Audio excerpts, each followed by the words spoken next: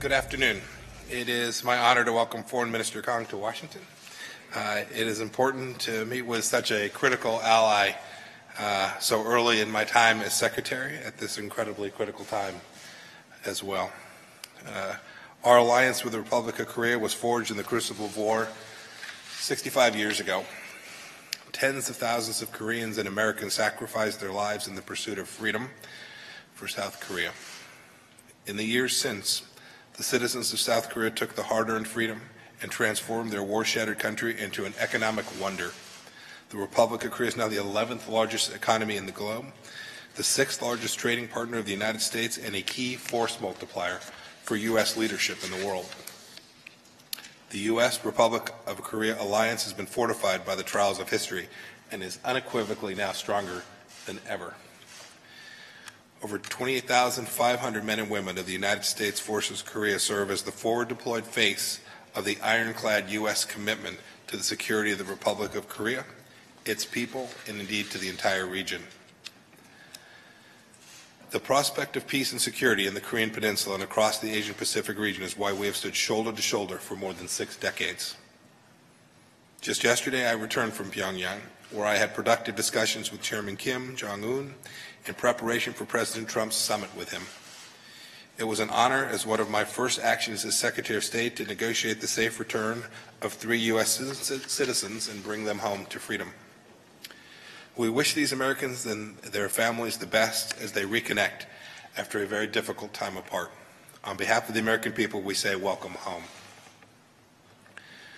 The release of these 3 citizens helped set the conditions for a successful meeting between President Trump and Chairman Kim. We look forward to our continued preparations with the DPRK to make the summit in Singapore on June 12th a true success for the American and Korean people and for the world. I congratulate South Korea and North Korea on their historic meeting last month. The United States is encouraged by President Moon and Chairman Kim's stated goal of complete denuclearization in the Panmunjom Declaration. Today, Foreign Minister Kang and I discussed the summit, my trip to North Korea, and the bold step President Trump is about to take when he meets with Chairman Kim. We would not be where we are today without the close and coordinated leadership of Presidents Trump and Moon. The United States and the Republic of Korea remain committed to achieving the permanent, verifiable, and irreversible denuclearization of the Korean Peninsula. If Chairman Kim chooses the right path, there is a future brimming with peace and prosperity for the North Korean people. America's track record of support for the Korean people is second to none. If North Korea takes bold action to quickly denuclearize, the United States is prepared to work with North Korea to achieve prosperity on the par with our South Korean friends. The United States looks forward to continued close cooperation with our South Korean allies on this issue and many others. Foreign Minister, thank you for being with me today. It was a pleasure to work with you. Thank you very much, Mr. Secretary, for the very warm welcome. Let me reiterate my congratulations on your becoming the top diplomat of the United States at this historic moment. Secretary Pompeo, you have already been at the center of our joint efforts on North Korea, and I very much look forward to working closely with you.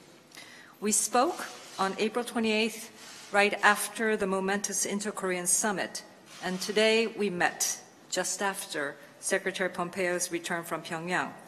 During our meeting, I congratulated him and President Trump for the successful release of the 3 U.S. citizens, all Korean Americans, from North Korea. This is a promising signal for the upcoming summit between Presidents Trump and Chairman Kim. Over the past weeks, both Korea and the United States have been engaged in intensive diplomatic efforts regarding North Korea, and we briefed each other on the latest endeavors, including Secretary Pompeo's visit to Pyongyang and the Korea-Japan-China Trilateral Summit in Tokyo, which adopted a special statement welcoming the outcome of the South-North Korean summit and expressing the strong hopes for the success of the upcoming U.S.-North Korea summit. In this context, Secretary Pompeo and I discussed preparations for the summit meeting between President Trump and Chairman Kim in Singapore on June 12th. We agreed that the summit would be a historic opportunity for resolving the North Korean nuclear issue and securing enduring peace on the Korean Peninsula. We reaffirmed that our goal is to achieve the complete, verifiable, and irreversible denuclearization on the Korean Peninsula. In this regard, Secretary Pompeo and I agreed that next few weeks will be critical, requiring airtight coordination between our two countries. As announced, President Moon will visit Washington, D.C. soon to meet with President Trump. The close communication and trust between Presidents Trump and Moon have been the driving force that has brought us to this point of breakthrough for the denuclearization and peace on the Korean Peninsula. So their meeting on the 22nd will be instrumental in preparing for a successful U.S.-North Korea summit. Secretary Pompeo and I all reaffirmed that the ROK-U.S. alliance, which celebrates its 65th anniversary this year, has long served as the linchpin for peace and stability on the Korean Peninsula and in the region.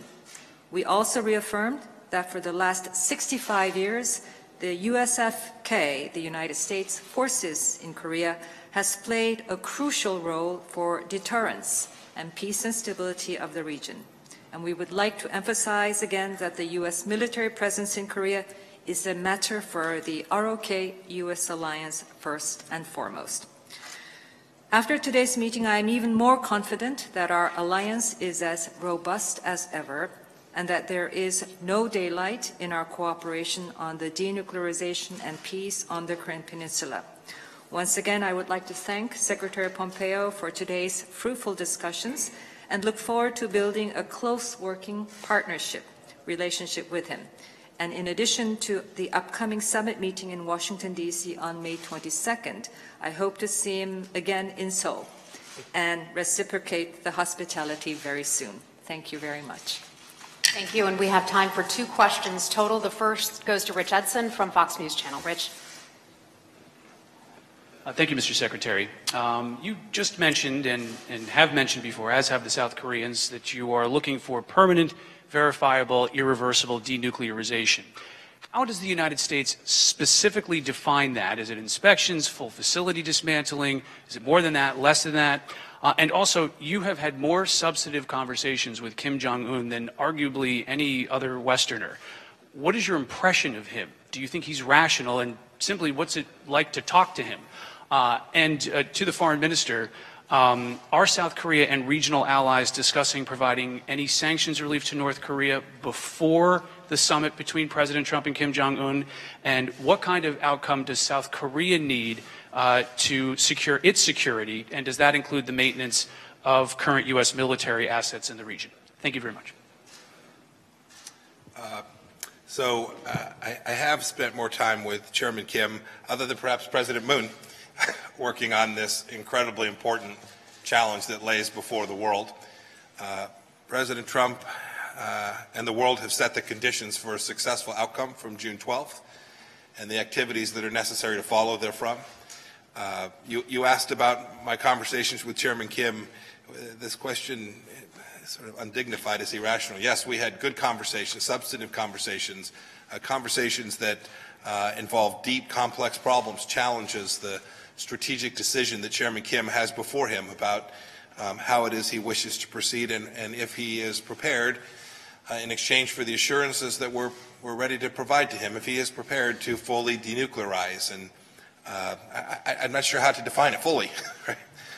It's pretty clear what that means. It would be an activity that undertook to ensure that we didn't end up in the same place that we'd ended up before.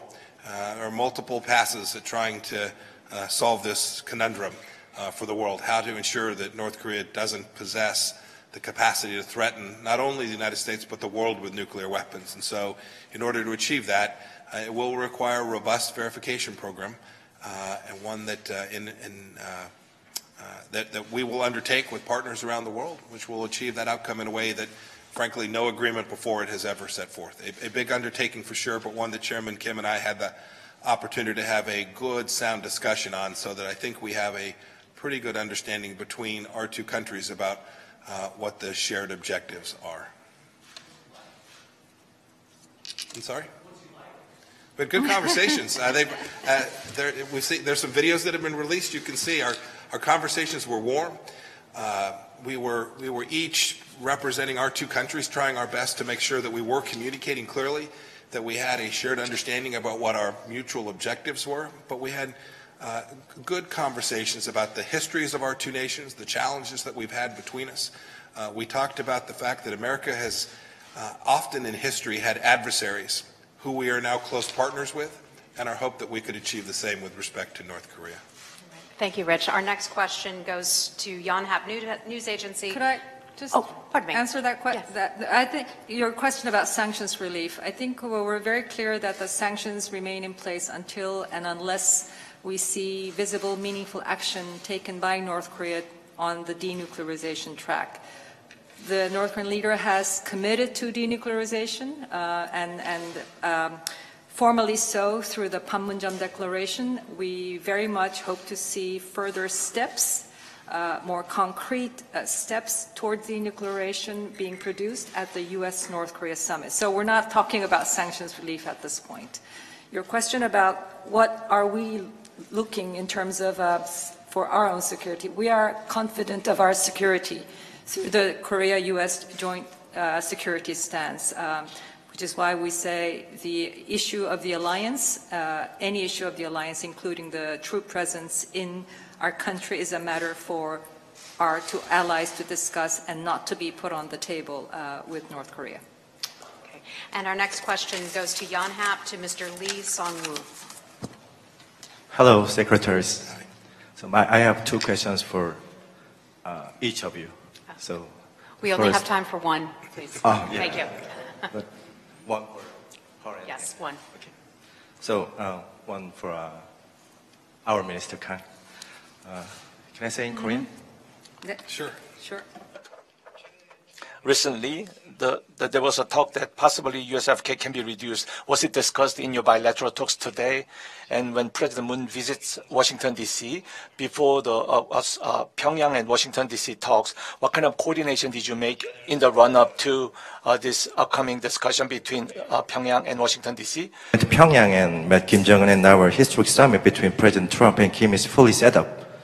And however, the key issue is dismantling North Korea's WMD. And I guess there's quite a big gap between U.S. and North standpoint. So did you actually discuss the issue with Kim? This issue with Kim? And have you two narrowed the differences? And do you think he's willing to give up his WMD? Thank you. 한국말로 말씀드리겠습니다. 주한 논의는 전혀 없었습니다. So there was no talk about reducing USFK at all. If there was any talk about USFK, it was only about how solid our alliance is, and any issue, any discussion about USFK or alliance should be discussed as such between our two nations which are in alliance and not in North Korea and US talks, which was confirmed by Secretary Pompeo. And May 22nd is the day when U.S. President, the South Korean President will meet again.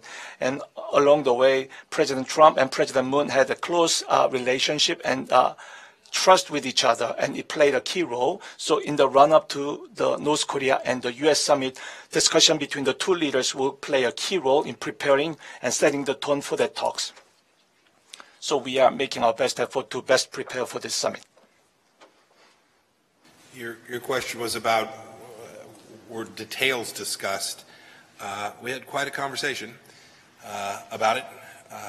I'm not going to share that here. We're not going to negotiate the details of the agreement in this setting. We'll do it in conversations between our leaders and our working teams that are hard at preparing for the summit. I am confident that we have a shared understanding of the outcome that the leaders want. Certainly President Trump and Chairman Kim, but I think President Moon as well. I think we have a shared vision for what we hope when this process is completed, the Korean Peninsula looks like. I think we have a good understanding, and I think there is complete agreement about what the ultimate objectives are. We began to work through the modalities, how we would achieve that, but I'll leave conversations about that to another time. So thank you for your question. Thank you, everyone. Have a great afternoon.